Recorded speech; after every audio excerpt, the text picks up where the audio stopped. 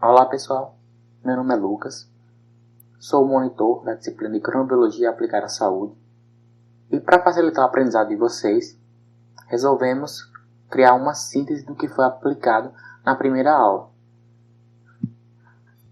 Na aula 1 foi discutido a introdução à disciplina de Cronobiologia aplicada à saúde e também falamos sobre os mecanismos de sincronização do sistema circadiano. Além de mim, como monitor de vocês, nós também temos Natália De Pierre e Stephanie da Paz, ambos alunos de pós-graduação na psicobiologia e pesquisadores no Laboratório de Neurobiologia e Ritmicidade Biológica, LNRB.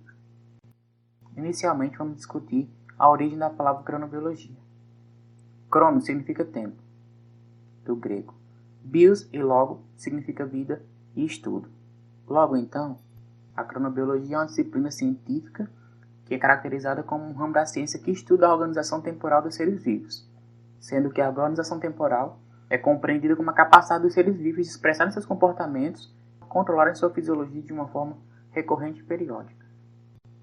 O primeiro relato que podemos considerar realmente científico sobre a ritmicidade biológica ocorreu no século XVIII, em 1729. Quando o astrônomo francês de Mairan relatou à Academia Francesa de Ciências que o movimento das folhas de uma planta chamada sensitiva permaneciam oscilando com um período de 24 horas, mesmo quando a planta era isolada da alternância ambiental do claro e escuro, como nós vemos na imagem. Outro estudo clássico na área de cronobiologia foi realizado pelo professor Nathaniel Kleitman e seu assistente Bruce Richards, da Universidade de Chicago. Eles passaram mais de um mês dentro de uma caverna fria e escura, isolados de pistas ambientais. Dentro da caverna, como vemos no slide, tinha suprimentos, além de que também tinha um lavatório, uma cama para que eles pudessem dormir, e também algumas cadeiras e mesas para que eles pudessem fazer seus relatos. Kleitman verificou que a temperatura tinha um ciclo acontecendo em 24 horas, mesmo em condições estáveis. Mantendo uma rotina de caminhadas dentro da caverna, o assistente mais novo, Richardson, conseguiu alterar o seu ritmo de 24 para 28 horas, passando 19 horas ativo e 9 horas dormindo. Já Kleitman não conseguiu. Sendo assim, devido à distinção no período de cada indivíduo, Kleitman deixou seu estudo como resultado inconclusivo.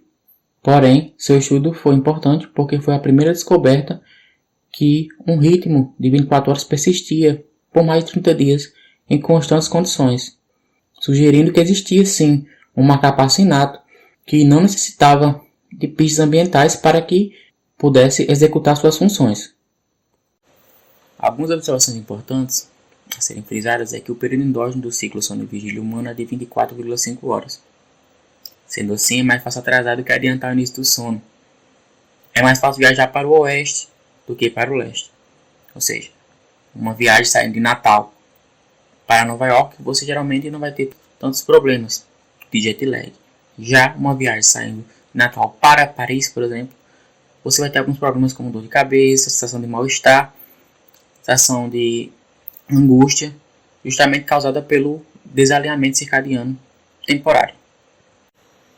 Então, o que seria o ritmo biológico? Seria uma variável fisiológica comportamental que assume valores que variam periodicamente.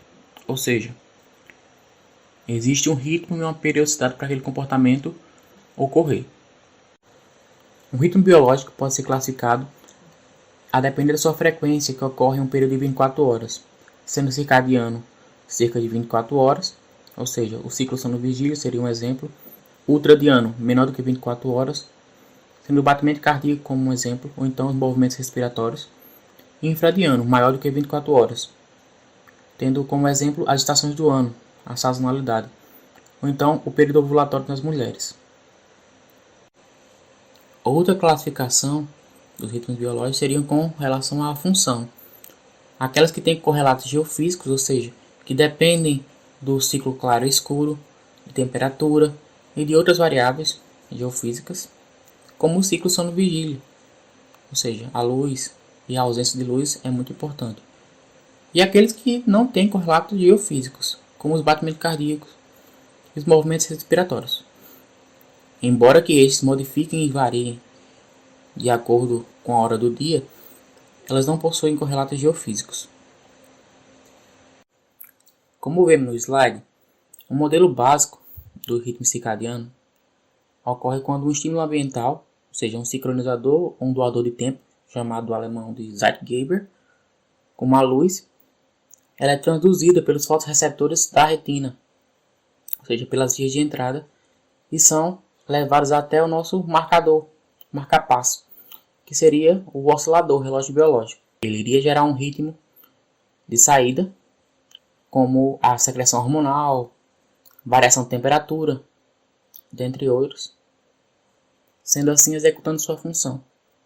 Esse marca-passo seria o núcleo supraquiasmático, que é um par de núcleos acima do quiasma óptico. Existem algumas propriedades da ritmicidade circadiana. Como já visto, ela é endógena e persiste em livre curso, ou seja, em condições experimentais, o animal é isolado e a sua ritmicidade biológica ela persiste, mesmo em condição estável.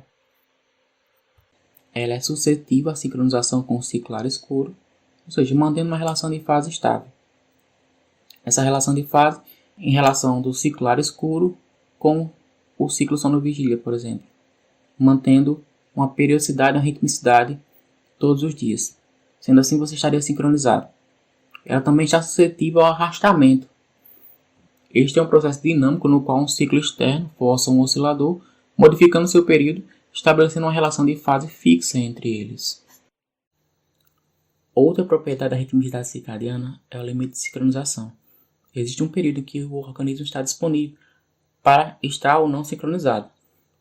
Em um estudo realizado com tentilhões expostos a 5 tipos diferentes de ciclo claro e escuro, mas com a mesma taxa de claro e escuro, foi verificado que com o período de 22 e 26 horas não conseguiam arrastar, ou seja, não conseguiam sincronizar com o ciclo. Já entre 23, 24 e 25 horas eles conseguiram. Outra propriedade seria que ela está suscetível à curva de resposta de fase, ou dependente de fase, que é uma demonstração gráfica de deslocamentos de fase, atrasos ou adiantamentos causados por uma única perturbação administrada nas diferentes horas circadianas em um oscilador em livre curso. Considerando no eixo de X o circadian time em horas, ou seja, o dia subjetivo e a noite subjetiva. Esse de 0 a 24 horas não significa que 0 horas, 1 hora seria 1 hora da manhã, e sim representando o seu dia subjetivo. Assim como a partir de 12 seria o seu início da noite subjetiva. O eixo de Y, demonstrando o avanço ou atraso, a depender da perturbação ou estímulo. Vemos que uma perturbação no CT2, por exemplo, na zona morta, não avança e nem atrasa a fase. Ou seja, se o indivíduo tiver uma perturbação nesse momento aí, ele não vai ter problemas no seu ciclo sono-vigília. Porque exatamente nesse horário, seria um horário em que teria um estímulo luminoso ambiental, que seria o Sol.